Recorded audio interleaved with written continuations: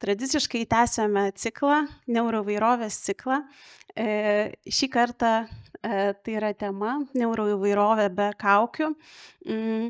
Tai pirmiausia, Visuomenės sveikatos biuras organizuoja šiais metais šį ciklą ir noriu padėkoti pirmiausia Jolitai. Jolita yra svarbiausia dalis šito. Taip pat norime padėkoti Ąžuolyno bibliotekai už erdves, už aptarnavimą, už nuotraukas. Tikrai nepaprastai dėkojame. Ir tuomet šiandieną pristatysiu pašnekovės mūsų. Kaip visada turime gausų būrį specialistų. Nepaprastai dėkingi esam, kad sutikote atvykti. Ir taigi šiandieną su mumis yra mokslų daktarė Daiva Bartušienė.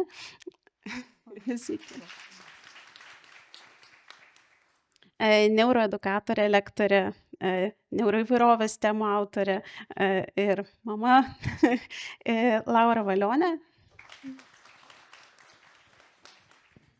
Taip pat psichologė, psichoterapeutė Sigita Valevičienė.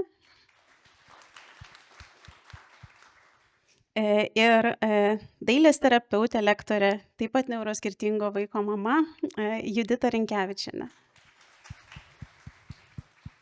Ir kaip visada, taip pat tradiciškai aš Eglė. Taigi, šiandienos tema, taip pat nepaminėjau prie mūsų, gal kas kiek vėliau atėjote, šiandieną kiek vėliau prisijungs taip pat dar viena pašnekovė, Rūta, tai tiesiog, kai galės, prie mūsų prisijungs. Tai taip, šiandienos tema neuroįvairovė be kaukių. Dažnai labai kalbame apie neuroįvairovę, tai kaip jinai reiškiasi, apie būdus padėti neuroįvairiem asmenim, būdus atpažinti, kokios pagalbos jiem reikia. Ir šioje vietoje dažnai tarp mūsų ir galimybės padėti stoja kaukė, ar ne? Kaip atpažinti tai, ką pamatyti sunku. Todėl šiandieną ir kalbėsime apie maskavimą, apie kaukes, kokia yra tų kaukių prasmė, kiek jos reikalingas ir ar iš vis įmanoma gyventi be kaukės. Ne? Ką kaukė reiškia neuroįvairiam asmeniui ir ką ji reiškia neurotipiniam asmeniui. Ne? Turbūt ne tą patį. Taigi, tai pirmiausia, turbūt esminis klausimas yra, ar vis dėlto, kalbant apie maskavimą, ar ne? Tai kas turbūt yra maskavimas? Gal ne visi žmonės yra susipažinę ir jeigu trumpai pristatytumėte, kaip jūs įvardintumėte, kas yra maskavimasis, būtent neuroįvairovės srityje? Kas esate pasiryžę, kas norite pradėti, visiems kalbėti nebūtina, kas tiesiog visada, kas turite minčių, jeigu trumpai norite pristatyti, tai prašom, jeigu negalime tęsti toliau. Gerai, aš tada. Kas pirmesnis. Maskavimas iš esmės yra savo neuroskirtumų slėpimas, savo iššūkių slėpimas. Ir dažnu atveju tai yra daroma tam, kad aplinkiniai neišskirtų tavęs kaip neuroskirtingo žmogaus, kaip neuroįvairaus, kaip dabar įvardinot. Ir kada slepiam, tai turi didžiulę kainą. Ir tai turi kainą psichiniai sveikatai, nerimui, depresijai, daug įvairių niuansų iškyla, įskaitant labai daug energijos kainuoja. Tai reiškia, kad tas žmogus vietoj to, kad skirtų savo darbui, savo mokslam, kažkokiems talentams atskleisti, gebėjimams įgyti tą informaciją, tą laiką jisai skiria, kad atrodytų taip pat kaip visi. Ir tai gali būti stimulų slėpimas, tai gali būti bandymas paslėpti savo savijautą, reakcijas, emocijas ir daug dalykų, kurie yra. Ir kuo daugiau slepia, tuo daugiau žmogus iš tikrųjų netenka kažko iš vidaus. Tai vidinė baterija senka ir galiausiai dažnu atveju tai perveda prie autistinio perdegimo. Tai reiškia, žmogus tiek išsenka, kad jis nebegali maskuotis ir tada jisai netgi netenka dalies gebėjimo. Bet turbūt apie tai vėliau. Iš esmės, tai yra siekis nebūti išskirtam, nebūti atpažintam kaip neuroskirtingam. Ir turbūt nebūti atstumtam to pasekoje. Daiva, norėjote? Pirmiausia, labas vakaras visoms ir visiems. Ir aš galvojau, kad čia jau man pasisveikinau, bet iš ties malonu, Rūta, kad jūs čia.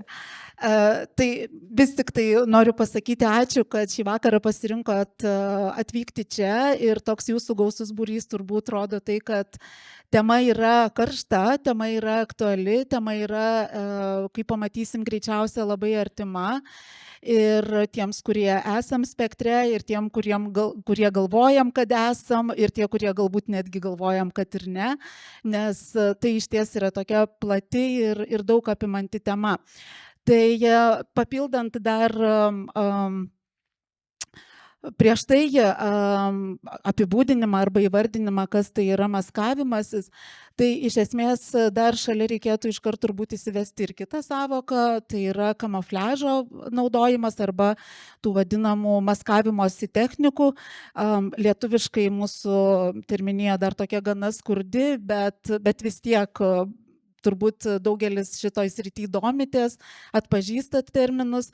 Tai šitoje vietoje, ar ne, jeigu maskavimas yra tai, ką mes paprastai vardinam kaip viską apimantis, ir tai yra labai plati savoka, kur klausiam ne tik kaip maskuojasi, bet ir kodėl maskuojasi. Tai tos vadinamos kamufliažo technikos yra truputėlį siauresnis terminas, ir čia jau mes koncentruojamės į tai, kaip konkrečiai, kokias technikas žmonės naudoja, kad neišsiskirti, kad nepatirti stigmos, atstumimo, patyčių ir kitų dalykų. Tai čia dar toks terminas irgi, kuris labai šalia, dažnai sinonimiškai netgi yra vartojamas, bet irgi turim terminiją tokią. Kitas dar dalykas prie to paties, kadangi jau tai toks tarsi įvadas į temą, tai norisi pasakyti, kad šiandien mes iš ties apie maskavimąsi autizmo kontekste kalbam daug, įvairiai ir visaip, bet iš tikro žvelgiant atgal, tai yra labai mokslo prasme, tyrimų prasme labai nauja sritis ir nauja tema. Šiaip literatūroje nurodoma, kad maždaug prieš gerus 10 metų yra pirmą kartą pavartota maskavimosi sąvoka autizmo kontekste, bet tokie apčiuopiami empiriniai tyrimai iš tiesų yra, taip sakykime, 5-6 metų senumo, kuriuos mes jau galim truputėlį taip, generalizuoti ir kalbėti apie kažkokias tendencijas. Tai šia prasme irgi kalbam apie labai mokslo prasme naują ir šviežią reiškinį. Tai ačiū labai, ir kadangi bekalbant prisijungia prie mūsų ADHD persona, vadinama, taip, tai noriu pasisveikinti. Sveiki, Rūta. Sveiki. Matom, yra gerbėjų, džiaugiamės. Tai pristatant ar ne patį terminą, ar apibūdinant, kaip yra suprantamas maskavimas, tiek Daiva, ar ne, tiek Laura kalba apie autistinę, ar ne, maskavimas, jau spektre būnant maskavimas. Vis dėlto kalbant apie neuroįvairovę, taip pat yra ir dėmesio sutrikimui būdingas maskavimasis, ar ne, ir jisai greičiausiai kažkiek skiriasi. Tiesa? Nemanau, kad jisai labai skiriasi. Skiriasi? Aš turiu ir ADHD, aš turiu ir autizmą, man jisai, kaip pasakius, kuo jisai skiriasi, iš tikrųjų. Labai geras klausimas. Ne, keliavom, vaistai baigėsi, bandysiu iš tikrųjų nuodugniai atsakyti. Maskavimas labai vargina. Maskavimas labai išsekina ir maskavimui šitas neurotipas išnaudoja visą savo dopaminą iš tikrųjų. Ir kadangi dopaminas yra reikalingas, kad padarytum, susireguliuotum, kad planuotum, pajaustum, tai apsimetinėjimui, kad tau yra viskas gerai, sueina visi tavo resursai. O tikriems dalykams, kuriems tu jauti prasmę, kur tau norisi daryti, tu jėgų nebeturi. Ir tas, kuris ilgai maskuojasi, jisai praktiškai jo gyvenimas darosi toks pakankamai skurdus. Jisai dirba, maskuojasi, likęs laikas yra susireguliavimui arba atsijungimui nuo sociumo, jisai eina miegoti ir jisai daro tą patį. jo gyvenimas yra labai neįdomus ir ADHD yra labiau apie jo motyvacija yra labiau tokia iš intereso, kadangi mes neturim tos vidinės motyvacijos ir kai ilgą laiką maskuojas ir kitą dalį tu bandai išgyventi, tai, tu nori, nenori, bet, tu depresiškos nuotaikos esi. Ir tau gyvenimas yra grikiai, tau gyvenimas yra neįdomus. Viskas. Man kažkaip labai patiko ir užstrigo, kai tai vardinote kaip apsimetinėjimą, ar ne?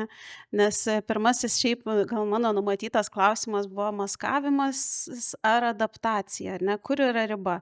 Viena vertus adaptuojasi visi, ar ne? Vaikai nuo pat mažumės mokosi pritapti, mokosi atsižvelgti į kitus, neišsišokti tarsi per daug. Tai čia tokia lyg ir atrodo natūrali dalis adaptacijai priskiriama. Antra vertus, maskavimasis tada tarsi irgi yra žmonių, kurie sako, bet tai visi mes mokomės adaptuotis, tai visi turim adaptuotis. Tai dėl to man labai patiko šitas, kad tas apsimetinėjimas ir adaptacija visgi yra gana aiški skirtis, ar ne?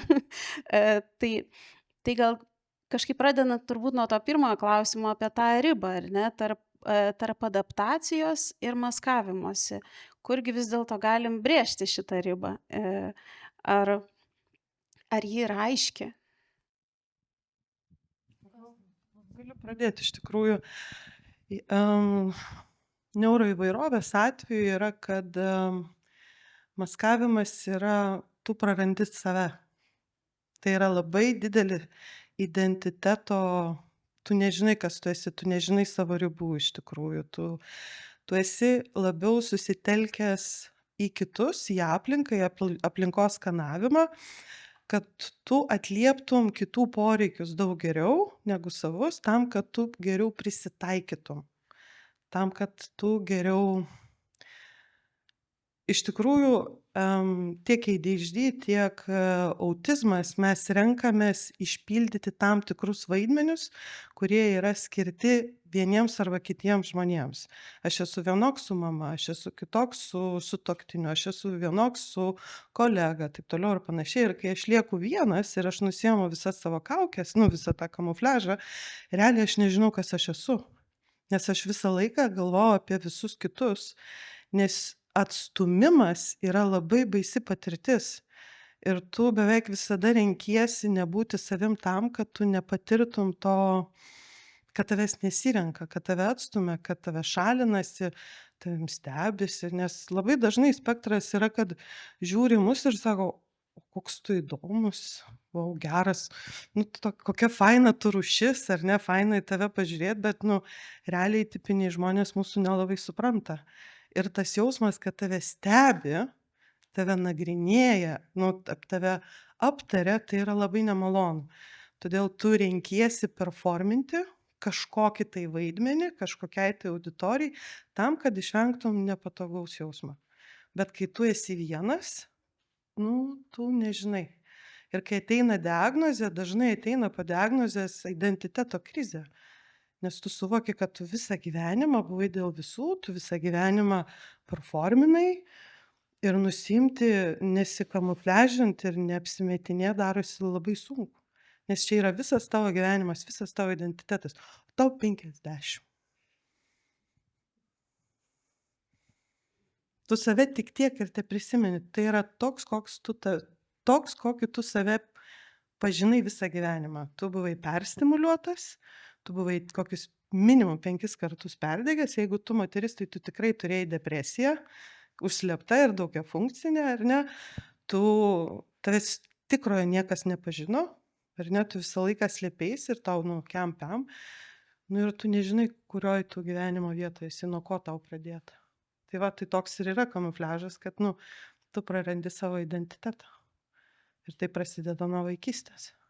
Skamba toks lyg aktorius, ar ne, išėjęs po spektaklio į užkulisį, tarsi tampa šešėlis, nematomas, nebeaišku, kas jis. Taip, prašau. Aš taip papildysiu ir to pačiu atliepsiu. Norėčiau įsivesti pačioje pradžioje tokio mūsų pokalbio. dvi sąvokas. Vienas yra bridging versus masking. Tai yra bridging tai yra tiltų kūrimas tarpusavėje, masking tai yra maskavimasis. Bridging tai būtų, kada du žmonės nori komunikuoti ir abu įdeda pastangas tam, kad galėtų komunikuoti. Tai reiškia, vienas turi prisitaikyti kažkiek ir kitas prisitaikyti. Bet kas nutinka dažniausiai, tai kad nutinka, maskuojasi žmonės, užima vaidmenį, bet kitas žmogus, ypatingai jeigu jis yra įprasto neurotipo, jisai net nesupranta, kad jam kažką reikėtų daryti kitaip. Tai gaunasi, kad vienas su savo maskavimu padaro akomodaciją, tą prisitaikymą prie kito žmogaus, o neurotipinis tarsi pasilieka savo tilto pusėje. Tai manyčiau, kad tas adaptacija, jinai turėtų būti iš abiejų pusių. Ir tada žmogui nereikia prarasti savasties.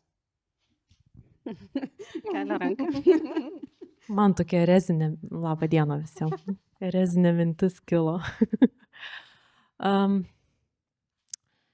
Jeigu mes kalbam apie adaptaciją, dar toks vienas, aš kaip psichoterapeutė praktikė, tai tikrai tas momentas yra, kad maskavimas vyksta ant baimės formos, ta prasme ant baimės pagrindo. Čia yra esminis momentas. Reiškia, išmoksta jau labai ankstyvam amžiui rinktis dėl to, kad yra baisu. Ir kai mums yra baisu, mes iš tikrųjų nesirenkam, ne? Mes darom dėl to, kad yra baisu, kad kažkas ištiks. Ir čia yra skirtumas tam tikras tarp tokio maskavimo, kuris sužeidžia mane patį, ir bandymo, prisitaikyti, sukurti santykį, sukurti ryšį, kažką tai paaukoti, ne? Tai vat šitoj vietoj terapinė prasme mes laiką žiūrim, kiek tai yra baimės, nes nėra pasirinkimo. Iš kitos pusės aš sėdžiu ir galvoju, bet aš pasakysiu taip, galim patyrinėti, ne, šitą vietą. Man atrodo, kad neuronetipai iš viso yra skirti nesadaptuoti. Dėl to, kad adaptavimasis vis tiek yra bandymas žaisti tam tikrom sutartom taisyklėm. Kas turite ADHD, kaip jums su taisyklėm, kai jums sako, ką daryti, tai jau tikrai nieko nedarysi. Tai man atrodo, ir mes jeigu žiūrėtų taip istoriniam lygmenyje, ne, tai tikrai šitie žmonės yra tie, kurie pasuka, pakeičia, randa kažkokį išeitį, kurios kiti neranda, bet kaina yra to, kad jie negyvena struktūrose. Ir neuronetipiniam žmogui yra labai nesava teritorija bandyti lipti struktūras, nes jie nesadaptuoja. Ir man atrodo, kad čia yra dalis tokios, nežinau, dramos, sunkumo ir privalumo, ne, kažkokio elemento, kur šitie žmonės ne visai jų žemė yra adaptuotis. Jie kaip tik yra linkę biškį nesadaptuoti ir pažiūrėti, kas gausis. Neturi iš tikrųjų tiek daug resursų adaptuotis, ar ne?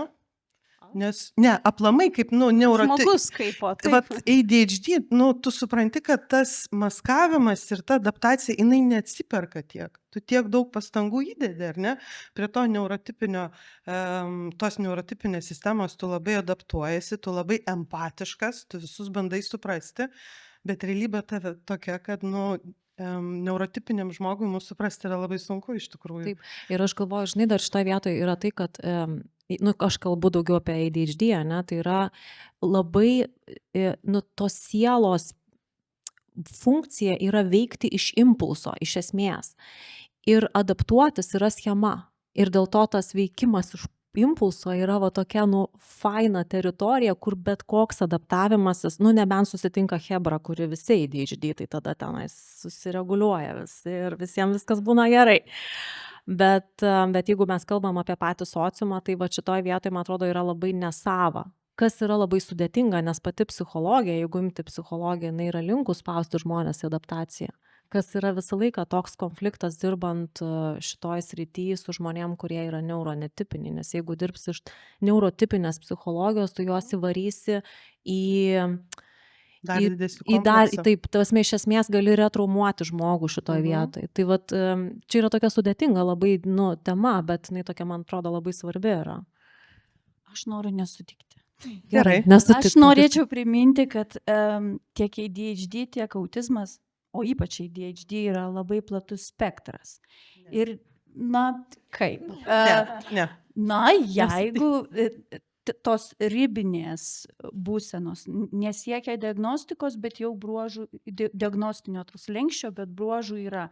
Yra žmonių su ADHD, kurie turi tam tikrų resursų adaptuotis. tam tikrose situacijose aš nesutikčiau, kad žmonės su ADHD negali adaptuotis. Aš manau, tam tikrose ribose gali. Jie adaptuojasi, bet jie dalyvauja su kompromisu, kad man čia yra naudinga ir aš gaunu čia dopamino. Taip. Jeigu nėra dopamino, aš čia nedalyvausiu ir aš čia tikrai nesiadaptuosiu. Taip, gali būti tai jų interesų zona, verslas, menas Kitų ir atveju panašiai. ten ADHD nebus. Tuomet ADHD visi su ADHD turėtų nesiadaptuoja. būti nebaigę mokyklos. Jie baigia, bet jie tada psichiatrinį guli, jie tada universitetuose pasiema akademinės, jie tada eina į profesinės, jie tada kuria savo verslus, jie tada freelancina, jie gali nebaigti mokyklos, bet jie po kokių 5 metų, kai jie po mokyklos susireguliuoja, jie pavaro geriau negu tie, kurie turėjo 10 ir 9. Nes tie, kurie turi 9 ir 10, dažniausiai yra tie, kurie gerai išpildo. Aš tau pasakau ir tu padarai. ADHD nėra taip. Aš darysiu tai, kas mano yra interesuose.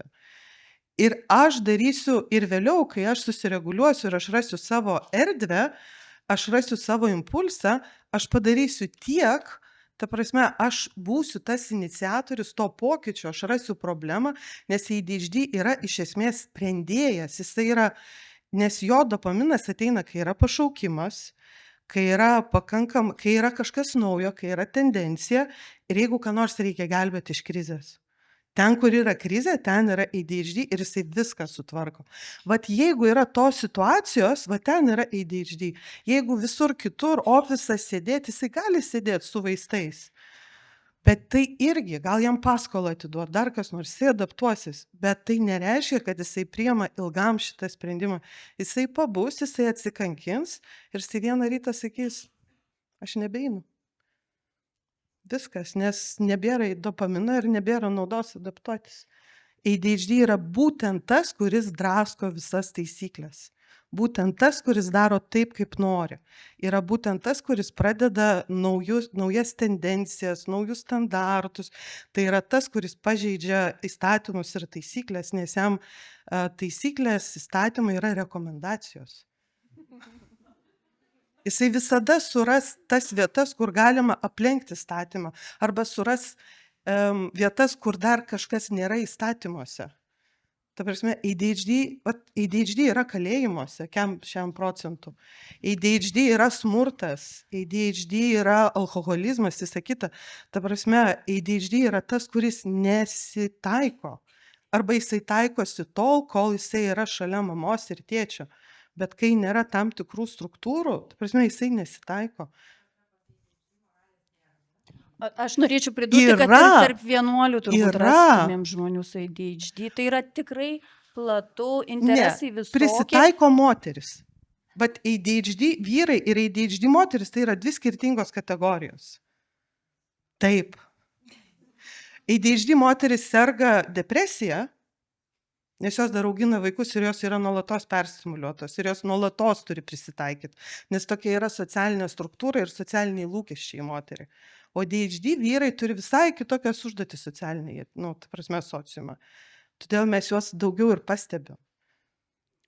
Tai kadangi turbūt, kaip ir apie bet kurią žmonių grupę, kraštutinės generalizacijos visada turi kažkokių vienų ar kitų nukrypimų, ar ne? Ir prisitaikymo būdų yra įvairių, ir šeimų yra labai įvairių, ir galimybė išlikti vienoje ar kitoje šeimoje, ar ne? Taip kaip ir kalbėjome apie motivaciją, ar ne? Kuomet yra motivacija prisitaikyti, tam, kad prisitaikyti, reikalinga motivacija. Kaip ta motivacija susikuria, ar ne, labai priklauso nuo aplinkybių.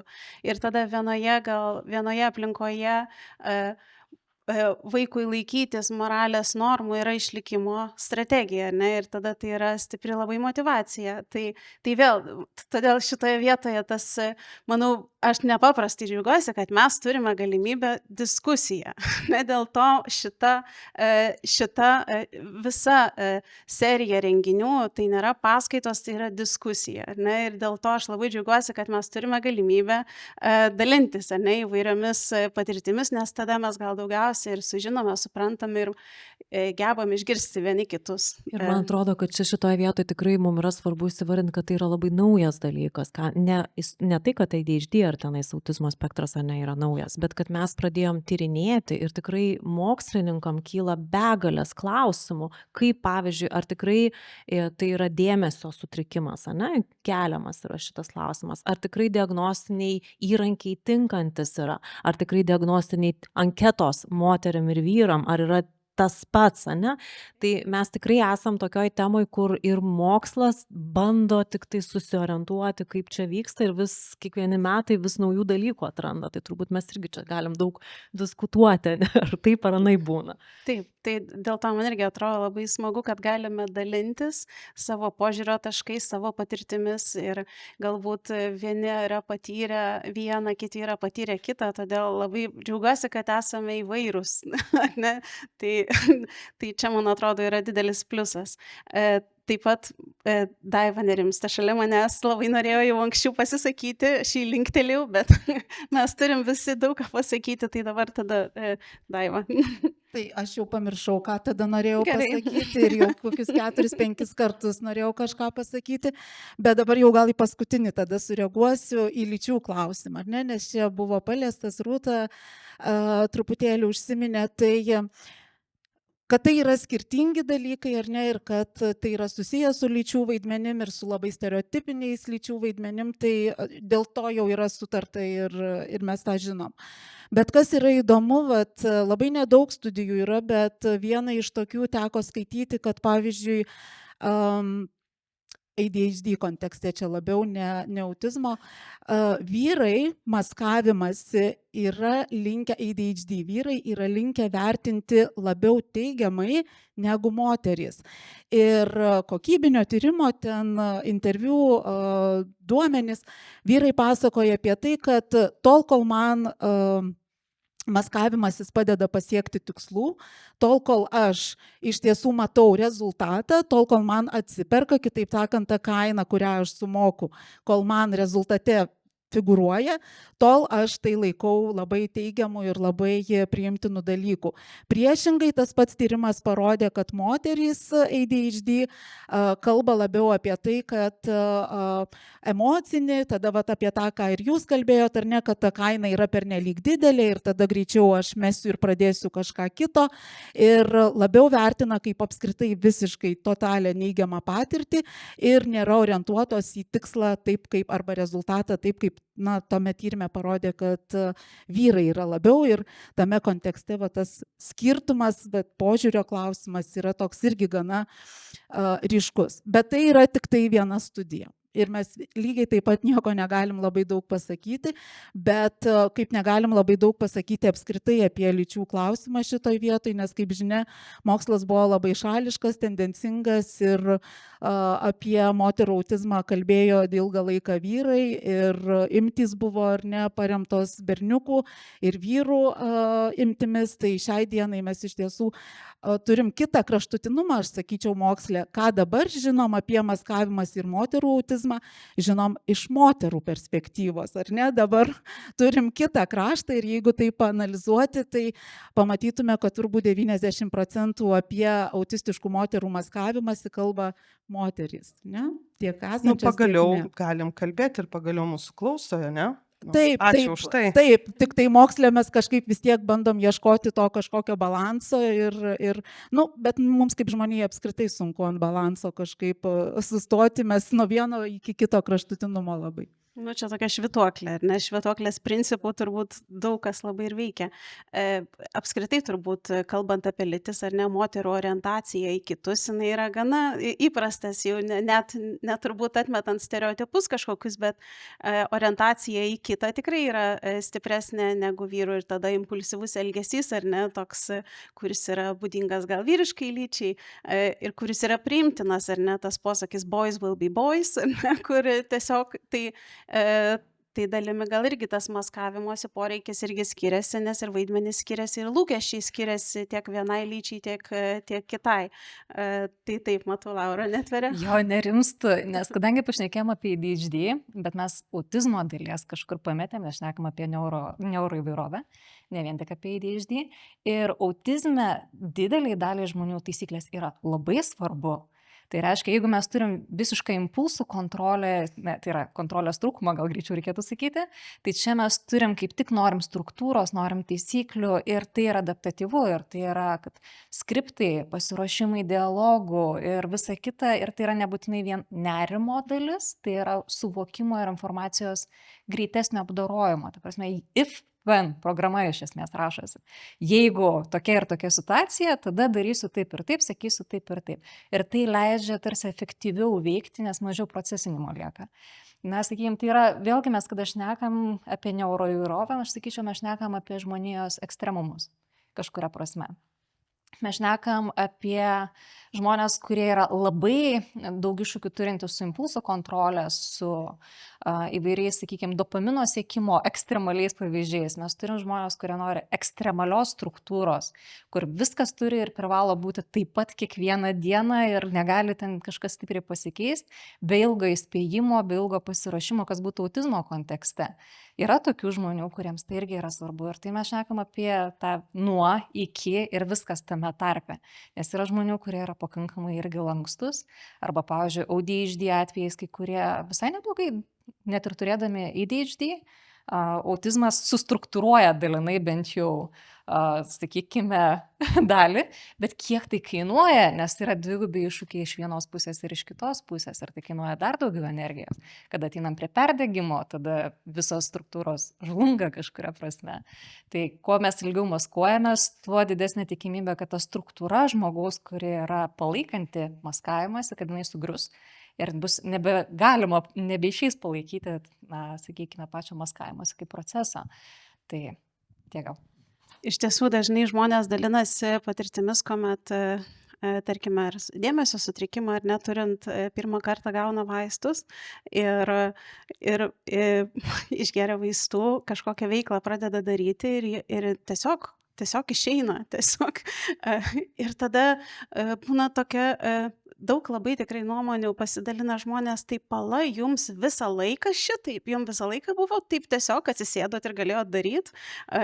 Tai šitas irgi vėl turbūt apie maskavimą irgi viena dalis kalbos yra apie tai, kiek kainuoja tam, kad tiesiog tą minimum lygį palaikyti kažkokį adaptacinį, ar ne, kuomet neišsišokti, neišsiskirti, atlikti kažkokius bazinius reikalavimus, kad ir, nežinau, higiena ar tvarka kažkokia, ar kažkokios tai laikymasis darbo laiko pradžios, ar ne, kur, nu, čia diskusija nelabai gali išlaikyti. Tai šitie dalykai turbūt ir į psichiatrus dažnai kreipiasi žmonės dėl adaptacijos sunkumo, ar ne, kuomet yra ir dažnas klausimas būna, kokius sunkumus patirėte, kaip pasireiškia, kokie sunkumai, ar ne, ir per sunkumus einama link diagnozės išsiaiškinimo.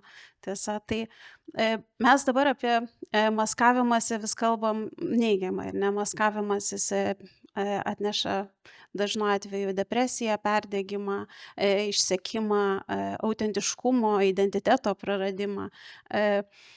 Ar galima būtų maskavimui ir gerą žodį kažkokį ar matote, tarkime, iš savo patirties ar profesinės kažką, kuom maskavimasis galbūt buvo naudingas ar galbūt yra naudingas? Aš tada pradėsiu, kad kol kas įtylė. Tai mano pastebėjimas, kad jeigu mes vaikų neverčiam maskuotis, nes mes vis dar turim terapijų, kur yra tikslas būti neatskiriamo nuo aplinkinių ir iškentėti, užmaskuoti, nerodyti, ir tai yra terapijos sėkmė, jeigu žmogus tampa neatskiriamas nuo bendraamžių. Bet jeigu mes nemokome vaikų maskuotis ir ta karta jau užsienyje jau pilnai užaugo, daugiau laiko pas mus auga, tai aš pastebėjau, kad tie vaikai paauglystėje nori išmokti maskuotis. Bet jau yra pilna savasties, tas kas esu aš, kokios yra mano savybės, kaip mano nervų sistema veikia, tas savęs pažinimas jau jis yra ganėtinai tvirtas ir gilus, bet atsiranda, aš noriu neišsiskirti va šitoj situacijai, aš noriu pritapti, nes pritapti yra priešingybė belonging, tam aš čia priklausau. Tai jeigu mes sakym, bet tos noras pritapti yra kai kada, kai kuriuose situacijose saugumo klausimas, neišsiskirti. Noras kažkokį tikslą pasiekti, ar tai būtų kažkokiam konkurse, ar tai yra darbo vieta, ar tai yra galų gale hobis kažkoks. Ir tas noras užsimaskuoti yra kaip atskiras įgūdis, bet tai skirkim tą tokį dalyką, kada tu paneri po vandeniu ir gali nekvėpuoti, sulaikyti, nes tau yra taip saugiau, geriau ir panašiai, praplaukti, kaip sakant, kad tavęs neišskirtų iš aplinkos, bet išneri ir kvėpuoji vėl. Ir jeigu mes vaikus nuo mažens mokom, kas nutinka pakankamai dažnu atveju, ko dalinasi ir suaugę, kad jie net vieni būdami negali nesimaskuoti. Kad jie nuėję į gydytojo kabinetą, kaip dalinosi viena autistiška moteris, sako, aš nueinu, aš žinau, ko iš manęs tikisi, aš žinau, ko aš atėjau, bet aš negaliu to pasakyti. Mano maskavimas, jis yra pernelyg stipriai mane veikia, aš negaliu pasakyti, ko aš atėjau pas gydytoją. Ir tos fizinė sveikata net ir tokiais klausimais pradeda negauti pagalbos, nes yra maskavimas, jis labai stiprus. Tai, sakykime, turim daug tokių niuansų, sakyčiau. Ir daugiausia aš galiu kalbėti apie mažus vaikus, tokius darbe daugiausiai matau ir savo aplinkoje. Tai tas maskavimasis, ką mes kalbam apie tai, kad tai yra tarsi to žmogaus intencija. Visgi reikia turėti omeny, kad mes kaip žiūrim iš šono, mes, kalbant apie autizmą, daugelis žmonių dar turi tokią klišę, kas yra autizmas, kad tai nėra akių kontakto, ten nenori socialinės sąveikos ir begalė kitų klišių atėjusių iš senų laikų ir dar kurios yra nepakankamai pasikeitę. Ir visgi dalis vaikų turi tam tikrą impulsą ir norą tiek bendrauti, tiek pritapti, nors kaip aš vadinu to avies instinkto bandos, jo nėra, tai jie tai kompensuoja savo intelektu, ima tam tikrus įgūdžius iš aplinkos ir junta, kad taip taps populiarūs, pritaps ir tą kaukę po truputį ant savęs auginasi per tos pažintinius gebėjimus, toks adaptacinis tarsi mechanizmas. Ir jisai yra gan būdingas mergaitėms.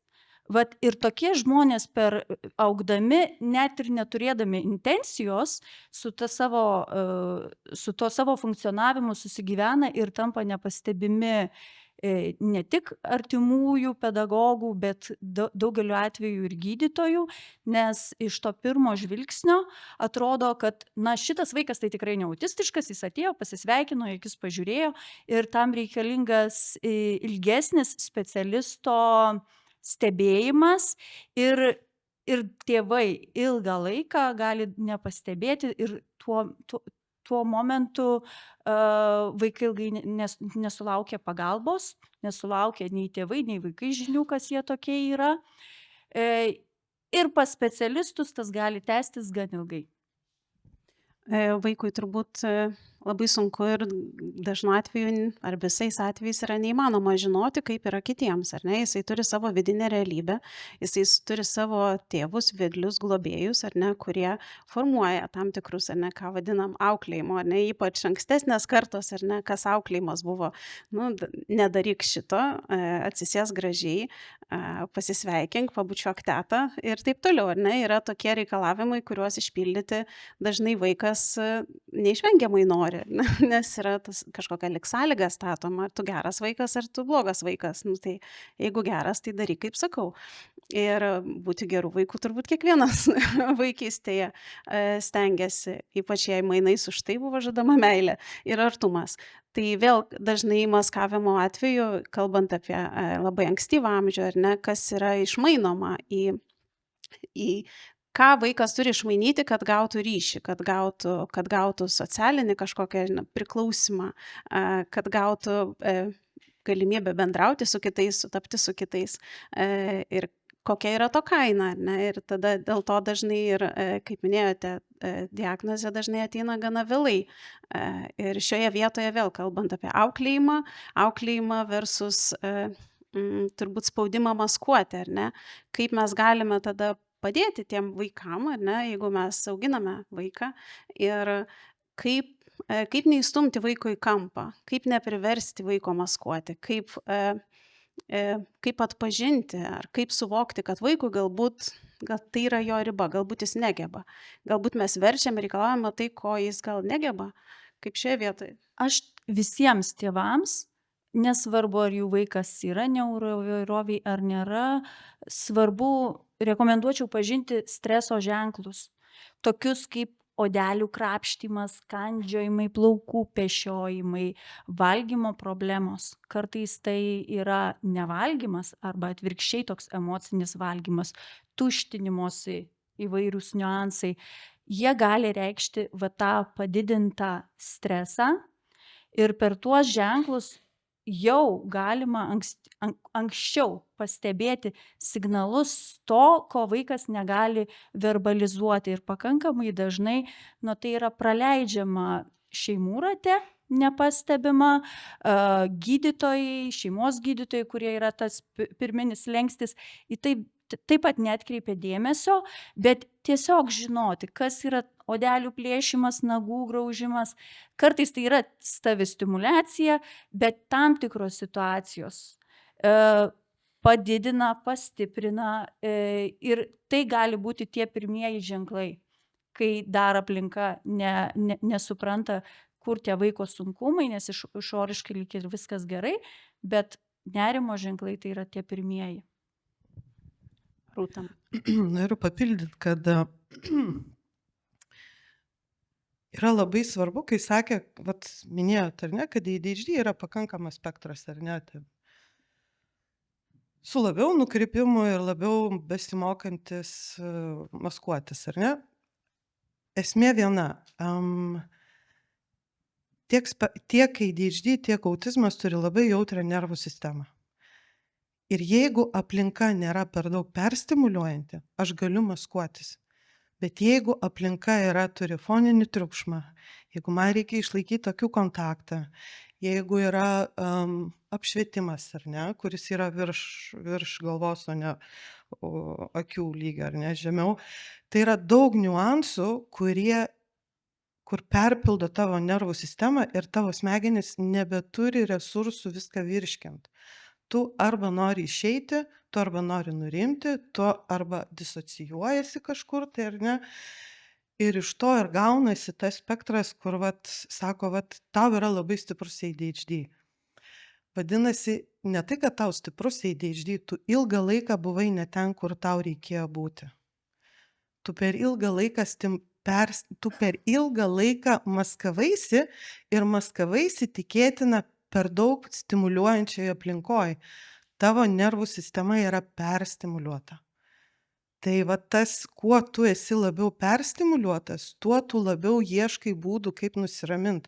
Nes ADHD neturi gebėjimo pats savęs nuraminti.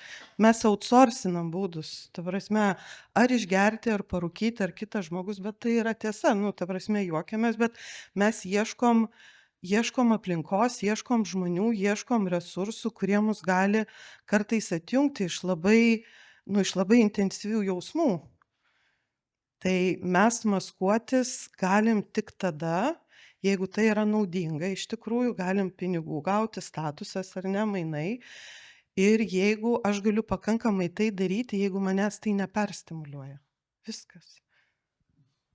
Sigita, mačiau, norėjau jau kuris laikas. Pasakyti, aš nedirbu su vaikais, bet dirbu su tėvais.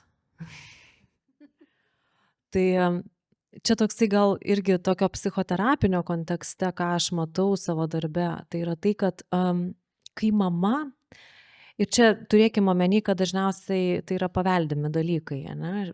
Bet ne visą laiką, jeigu vaikas turi, tai mama turi, ne? Bet dažnai taip nutinka. Terapiniam procese, jeigu moteris, būdama mama, pradeda truputėlį gebėti konfrontuoti su visuomenės normom ir daugiau klausti ir priimti savo jautrumą arba savo kažkokį unikalumą, ką aš pradedu matyti, yra labai, ir tikrai daug istorijų turiu savo kabinete, kur moteris sako, blemba, man yra toks jausmas, kad jam anksti dar į darželį. Nors šiaip pagal amžių jau būtų okei, bet man yra vidinis jausmas, kad ne. Ir mes pradedam tyrinėti ir iš to, ką pradedi tyrinėti, matai, kad tikrai tikėtina, kad vaikas yra jautrios nervų sistemos, tikėtina, kad tikrai darželis jį ištaškys ir kad jos tas intuityvus jausmas, kiek tam vaikui reikia saugumo, kas truputį netitinka kitų vaikų amžiaus normų ir reikalavimų ar kitų dalykų, duoda tokios drąsos, nes tikrai šitiem vaikam reikia kartais daryti įvairius sprendimus, kurie yra netipiniai, nes netipinė situacija reikia netipinio sprendimo. Tai vat, kalbant iš tėvų pusės, man atrodo, kad tikrai yra labai svarbu turėti gerą santykį su savim. Ir tada ateina tas galėjimas nežiūrėti, ar aš gera mama, neskaičiau tą straipsnį ir ten tai parašė, ar draugė ten tai padarė, bet žiūrėti savo vaiką ir klausti, o ko mano vaikui reikia. Ir dažniausiai mamos, jos jaučia, ko tam vaikui reikia ir kiek ko reikia, jeigu jos turi tokio pasitikėjimo. Ir tikrai, vat, dirbant, kaip ateina mamos išsitaškiusios, nes aš nežinau, čia 100 teorijų, kaip tos vaikus auginti. Ir jeigu jinai pradeda nelakstyti per tas teorijas, bet kurti santykius su savim, staiga viskas nurimsta, susicentruoja ir tie atsakymai ateina. Ne iš knygos yra puiku, jos duoda idėjų, ne? Bet vis tiek tas centras tampa vaikas ir tada ateina tie sprendimai, kurie tinka būtent tam vaikui, dėl to, kad vėlgi, ne, kai mes šnekam apie neuronetipiškumą, tai vienas ir kitas vaikas gali būti dvi skirtingos istorijos, nes vis tiek tai yra, žmogus yra sudėtingas kompleksinis dalykas. Tai rasti tą, nebus to recepto viena, žodžiu, visiems vaikams ADHD, nebus vieno recepto, dėl to, kad jie irgi yra visi saviti unikalūs. Antra vertus, ar ne, turbūt žiūrint į vaikus, kurie turi ar tai dėmesio sutrikimą, turbūt šiuo atveju, ar ne, tada labiau gal pabrėšiu dėmesio sutrikimą, labai didelė dalis jų vis dėlto yra nediagnozuojama būtent dėl to, kad gal ir tėvų sąmoningumo trūksta ir atpažinimo ir vadinami tie bad boys, ar ne, kurie, tai labai priklauso ir nuo šeimos, ar ne, kai kuriuose šeimose apskritai gal tokio santykio su jautrumu, santykio su poreikiais, kurie gal yra kitokie poreikiai, ar ne, vėl turbūt šeima šeimai nelygų, tiesa? Aš gal nevadinčiau to žodžio nesąmoningumu. Nes kai tyrinėjai, irgi tokios tipinės situacijos terapiniam darbe yra, kur mamai yra ADHD, jinai apie tai nežino, jos tėvui buvo ADHD ir jisai gėrė, ir jinai ateina su giluminiu jausmu, kad su manim yra kažkas neokei ir aš tikrai atsiprašau už angliškų žodžių, sufeilinsiu, ne, visame tame, ir aš taiga turiu tą vaiką, kuris yra neramus, kuris neklauso, ne, išoriškai, kuris neatsakingas, nedaro dalykų, ir jinai pradeda sukti visą šitą ne per tai, kas yra su mano vaiku ir kas čia vyksta, bet sukti per tai, kad čia yra mano brokas, kad aš sugadinau vaiką, nes aš esu tokia išsitaškius, aš neprisimenu, kad jam reikia ten knygutę paskaityti ar ten dar kažką padaryti. Ir man atrodo, kad čia nėra sąmoningumo dalykas, čia yra kiek tie tėvai irgi turi to pažinimo savęs ir priėmimo savo kažkokių tai niuansų, elementų, ne? Tai va šitas, aš aišku kalbu iš tokio psichoterapeuto darbo, ne, ir turbūt yra iš kitų kampų galima kitaip pasižiūrėti. Bet man atrodo, kad šitoje vietoje šitas aspektas yra labai svarbus, kad tai nėra, iš dalies tai yra nežinojimas, dėl to mes ir šnekam ir susirenkam, ne, ir mes čia turbūt irgi sėdim apie tai, kad šita tema kiltų į visuomenės lygmenį ir mes apie tai pradėtume šnekėti, dar reikės padirbėti, nes jau mane baigia užatakuoti, kad čia yra visiems ADHD ir čia, žodžiu, tokia populistinė ir visiems čia viskas yra ir čia mada.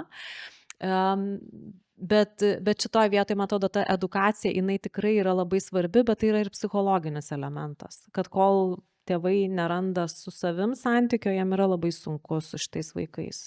Tai turbūt irgi tas prasideda, santykis su vaiku prasideda ir nuo santykio su savimi. Ir tada santykis su savimi turbūt yra labai įvairus priklausomai nuo asmenybės, tos asmenybės patirties. Ir ne, seneliai mūsų dar per karą augo, ar ne, ir iš tos patirties santykis su savimi yra vienoks ir tada jie augina vaikus, kurie augina vaikus. Ir tada tie standartai, kuriems, kaip mes bandom padėti tiem vaikam išgyventi iš esmės, ar ne, nes toks ir tikslas, kaip užauginti tą vaiką, kad jis išliktų, kad jam sektųsi, kad jis jisai pasiektų, ko jis nori pasiekti, kad jis neprapultų, nepražūtų ir taip toliau. Tai taip, bet kartos keičiasi, kai kurie dalykai atkrenta, kitiem gal sunkiau atkrenta. Matau ir Rūta, ir Laura nori pasakyti. Tai gerai. Aš kaip mama pasakysiu, nes turiu autistišką sūnų, jau beveik jaunuolį 12 metų. Ir tas vaikystės ir maskavimosi klausimas ir mums yra aktualus. Ir mes dažniausiai šnekam apie aukštą intelektą, kompensavimą ir panašiai.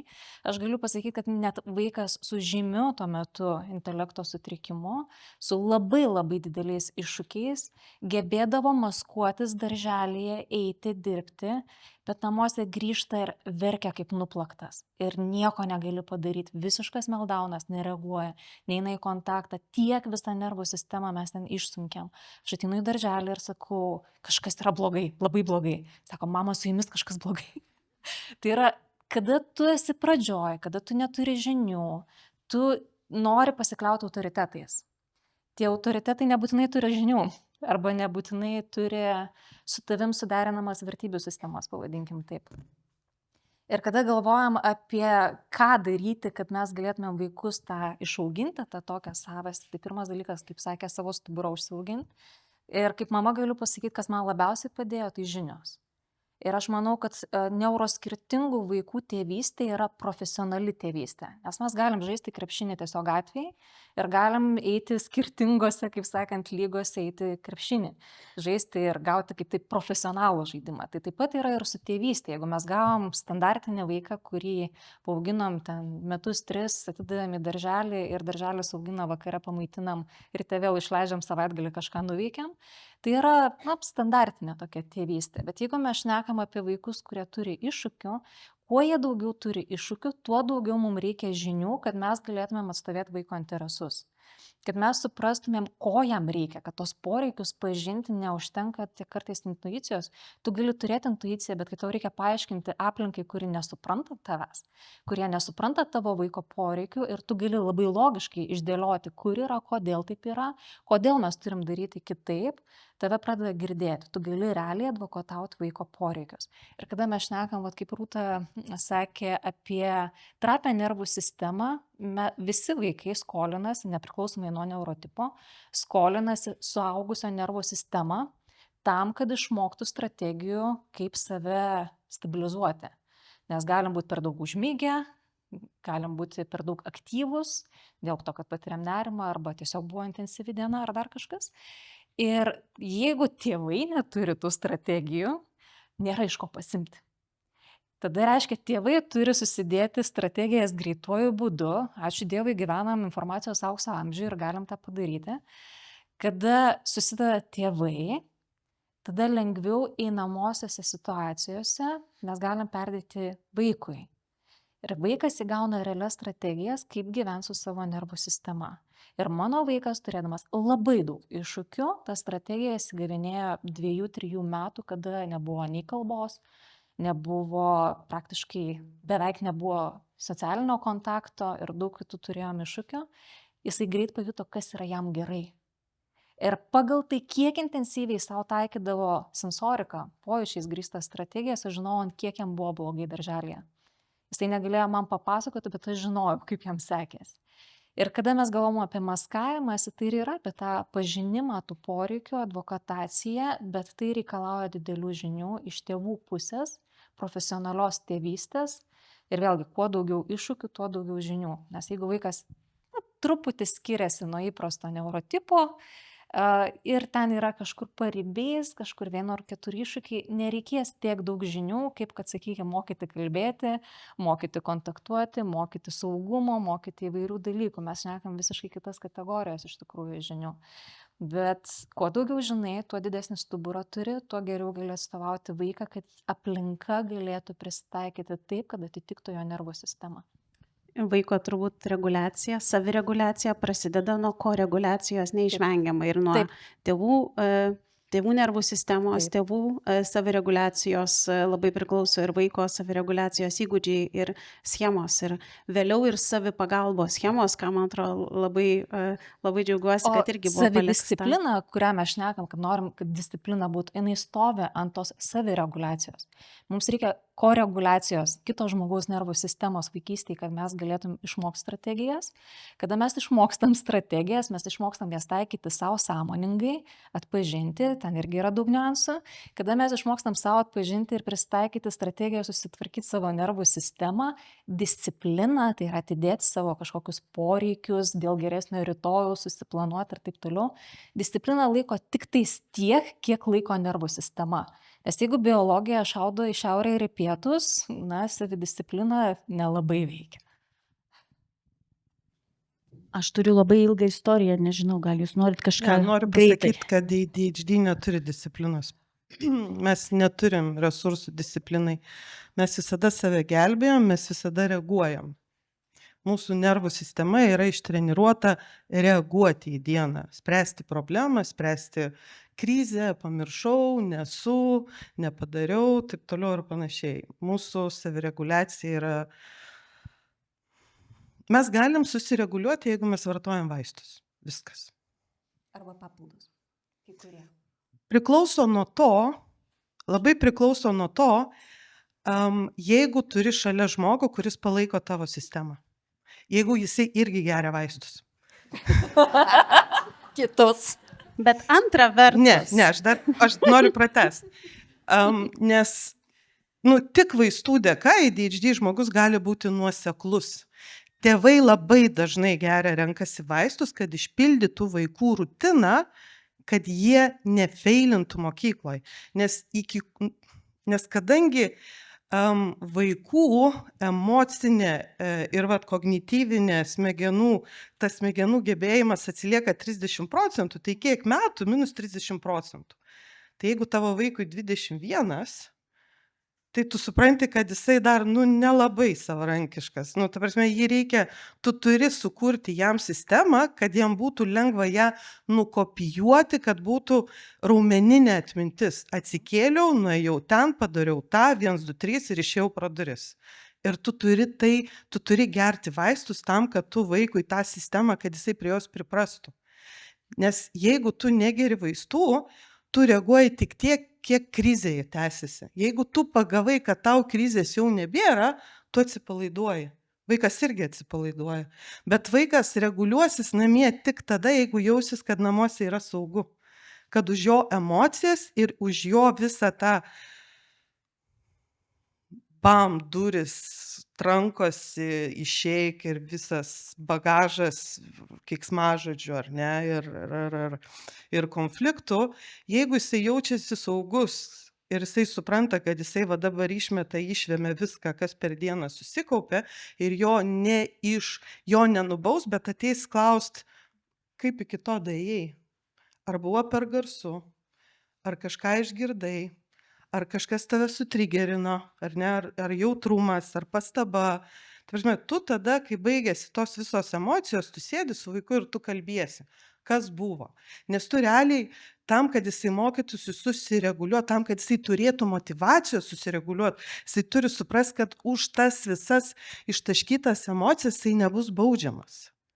Tik tada, jeigu jisai jaus, kad tu esi saugus asmuo, namuose yra saugu, tada jisai namuose irgi nesimaskuos. Nes pavyzdžiui, kol mes nebuvom išsiskyrę, aš galvojau, kad mano pirmas sūnus neturi ADHD. O pasirodo, jisai buvo stiklinis vaikas. O stiklinis vaikas yra tas, kuris geriausiai prie visų prisitaiko, yra nematomas, nes yra vienas vaikas, kuris iš tėvų atima visus resursus. Piniginius, emocinius, meilę, kantrybę. Jisai tiesiog supranta, kad jo poreikiai yra, nereikalingi, jisai pats savim pasirūpins. Bet kai prasidėjo namie saugumas, kai priėmi bet kokią patirtį, kai priėmi asmeniškai jo nuoskaudas, kai jisai pasako, kad tu mane tada įžeidei, taip nebuvo, ar ne, mokytojai iš tikrųjų nesuprato, mokytoja taip, kai tu klausais ir tu ne tai, kad reaguoji impulsyviai ir bandai įrodyti, bet tu tikrai esi tam, kad tu jį išgirstum pagaliau. ir jis tik tada pradeda nesimaskuot, tada įsijungt, tada jisai gali rodyti, tada gali atsipilduoti jo raumenis ir tada jisai gali mokytis, nu, reguliuotis, vat kaip vat sakė. Nes jeigu nėra saugumo namuose, nu, nebus jokios praktikos neveiks. Ir jeigu mokykloj nėra mokytojo, kuris vaikui yra saugus, niekad jisai nesireguliuos. Niekad jisai tiesiog norės išeiti iš mokyklos. Ir kokia mokykla gera bebūtų, jeigu jisai nuskaitys, kad jūs visi maskuojatės, jūs ne mano komandoj. Aš prieš jūs nesu, nu, ta prasme, aš jums neatsiversiu. Aš išbūsiu, aš padarysiu tai, ko iš manęs prašot, bet aš išeisiu ir aš su jumis ryšio nekursiu. Bet jeigu aš nuskaitau, kad tu gali būti mano saugus asmuo, vadinasi, aš galiu šičia ne tai, kad išbūti, bet vadinasi, aš galiu čia kažko siekti mokykloje. Aš galiu būti atviras, aš galiu pasakyti, aš suprantu, kad mane gali suprasti. Pasitikėjimo irgi reikalas, ar ne? Taip, nes pavyzdžiui, mažai kas kalba mokykloje, bet vat proga yra, aš tikrai pasakysiu, tu turi visas PPT išvadas, tu turi visas diagnozes, tu turi visus tyrimus, taip toliau ir panašiai, ir tau pasako, kad jūsų vaikas yra jautrus foniniam triukšmui, jam tikrai gali skaudėti galvą, ar ne? Ir tu sakai, ir vis tiek mokykla iš tavo vaiko tikisi 100% lankomumo. Ir tada tu suvoki, kad mokykla visiškai nesupranta, kas yra sensorinė perkrova. Kad būtent nuo bendravimo, klausimo, akių kontakto išlaikymo, nuo to, kad aš turiu pakęsti, kuris nesąmonės kalba, aš turiu pakęsti pertraukų triukšmą. Ta prasme, jūs neįsivaizduojate, aš nesuprantu, bet mokykloje neuroskirtingam vaikui, jeigu jam yra perpildyta sensorika, jisai agresyvus. Aš labai nustembu, kad mokytojai nustemba. Nu, ta prasme, jūs neturit žinių paprastų apie paprastą sensoriką ir apie paprastą psichosomatiką. Nes yra labai daug ženklų iki tos agresijos. Ir vaikas tikrai ten, jeigu jisai yra priverstas ten išbūti ir jisai negali išeiti ir pasišalinti, jisai tikrai bus agresyvus ir jisai bus išplaukęs arba jisai tiesiog nebelankys mokyklos. Tai va, tai jeigu mokyklo negali būti saugu, ar ne, ir neatsižvelgia, ir nepriima, kaip pasakius, tu sakai, man ausis jautri, man ausis skauda, ar ne? Nu, baigtų, nu, taigi visiems gerai, nu, taigi, nu, pakentiek, ar ne? Ir tada supranti, kad tau vienam blogai, ir tada tu esi treniruojamas skanuoti, ar visiems gerai, ir tada nuneigti, kad tau negerai. Ir tu tada nebegirdi savo kūno, tada tavo kūnas duoda įvairiausių ženklų ir tada tu, ai spaudimas, ai galvas skauda, ai aš nuolatos su migrena, aš nueinu į koncertus ir man visada migrena. Rimtai? Aš chorą einu, nes mama liepia man į chorą eiti po mokyklos. Aš grįžtu 6-7 ir man labai galvas skauda. Rimtai? Ir tada mama sako, o ką daryti, kad vaikas taip nepyktų ir jisai nebūtų namie agresyvus? O kiek jisai būrelių lanko? 7. Jūs rimtai? Aš negaliu atsistebėti iš tikrųjų. Man galva neišneša. O ką jūs šeštadienį veikiat? Mes šeštadienį važiuojam tą daryti, dar į Akropolį važiuojam, dar ten pavalgom ir jisai Akropolį sceną kelia. Rimtai? Ką daryti, kad vaikas neverktų? Nu, nežinau, atjunkit. Nu, tikrai, nu. Nes aš, pavyzdžiui, buvau mokymuose ir jie, palaukit, 6 valandas tęsiasi, aš buvau su 40 tipinių žmonių.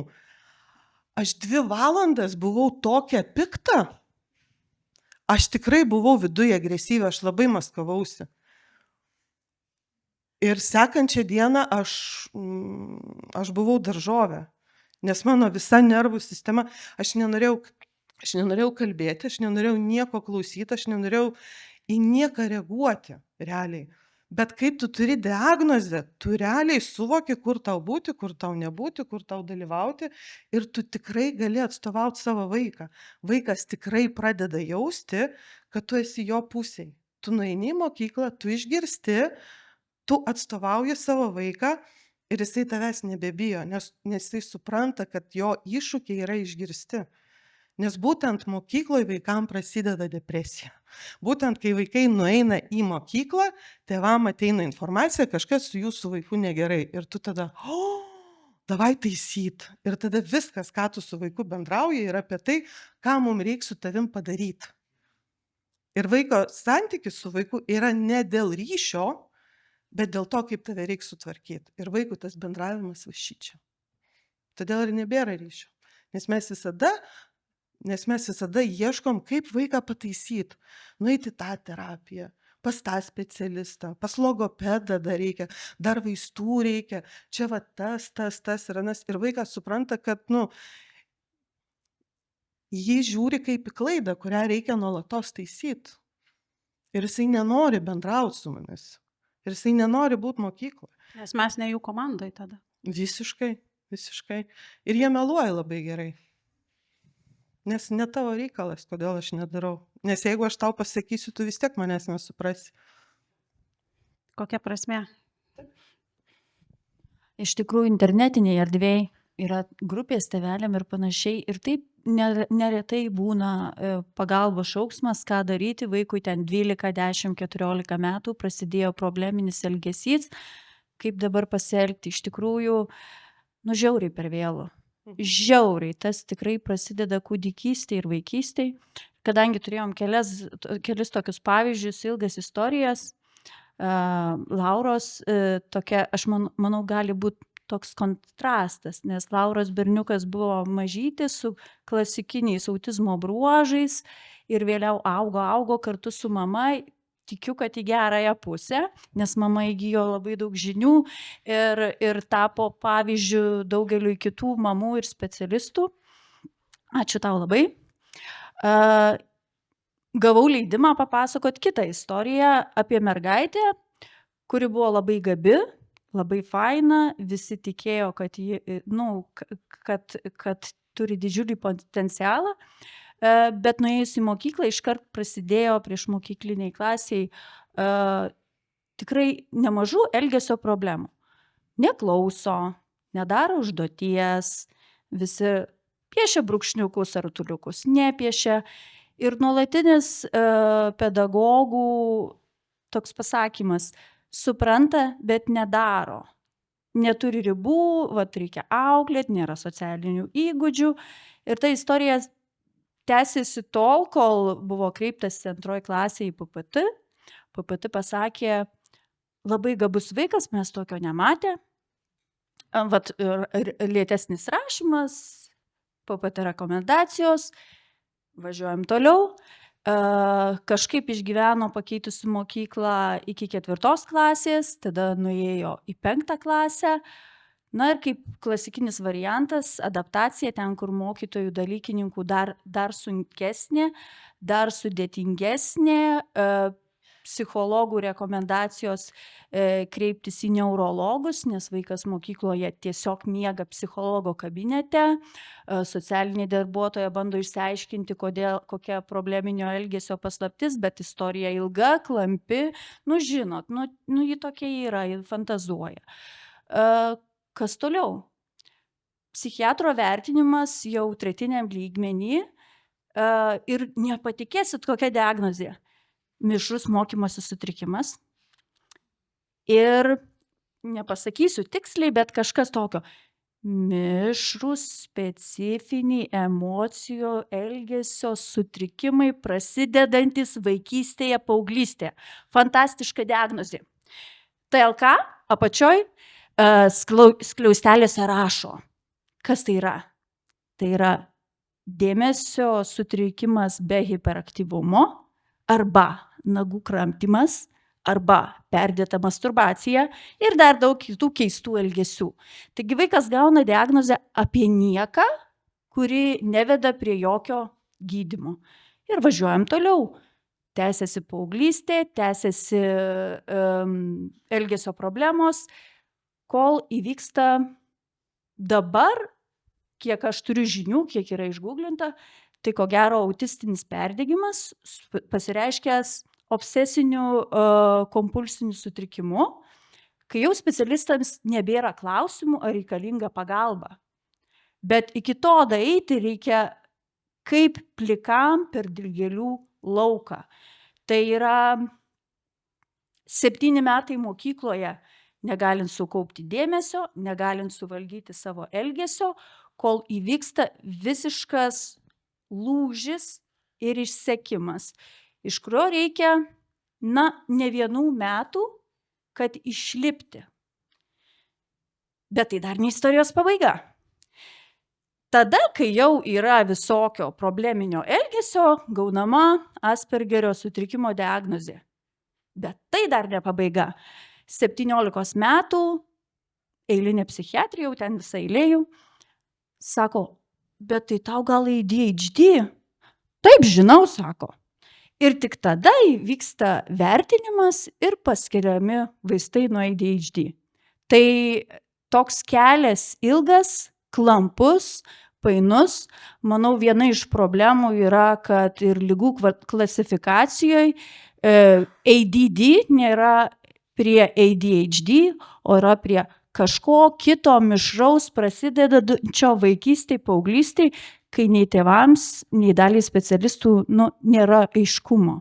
Nes pripažinkim, tas ADD yra visiškai nepanašu į nagų graužimą. Ir ta diagnozė tokia tarsi apie nieką.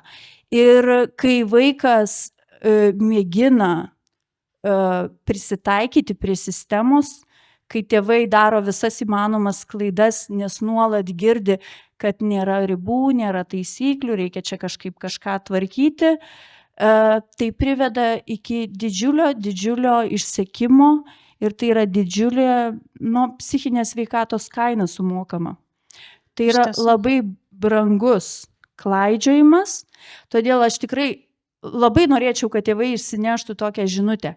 Jeigu jūsų vaikui ten truputį sensorika, kažkaip blogai elgiasi, bet jūs jį pataisykit ir viskas bus gerai. Tai visada reikia labiausiai rūpintis vaiko emocinė sveikata ir santykiu, kad jam būtų širdyje gerai, kad jis būtų išgirstas ir tikrai neprisitaikyti prie švietimo sistemos. Iš tikrųjų, labai dažnai tėvai susiduria ir gauna žinutę, kad su jų vaiku kažkas yra negerai tada, kai vaikas pradeda eiti į mokyklą. Ir šiaip vaikas buvo kaip viskas gerai, ar ne? Ne visais atvejais žinoma, bet lyg ir viskas buvo gerai. Prasideda mokykla, prasideda skundai.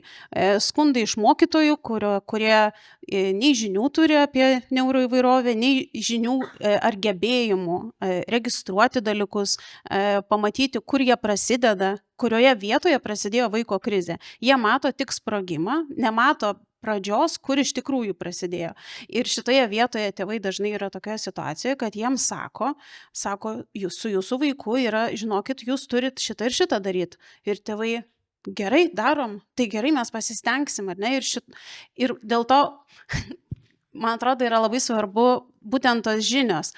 Ir šitoje vietoje aš labai irgi pritariu, kad intuicija svarbu, bet žinios suvokti apskritai visuomenėje, kaip atpažinti, ne tik tėvams, bet ir tiem, kurie ugdo vaiką, nežinau, mokytojams, auklėtojams ir panašiai, yra nepaprastai svarbu ir ankstyva diagnozė, ankstyvas patikrinimas.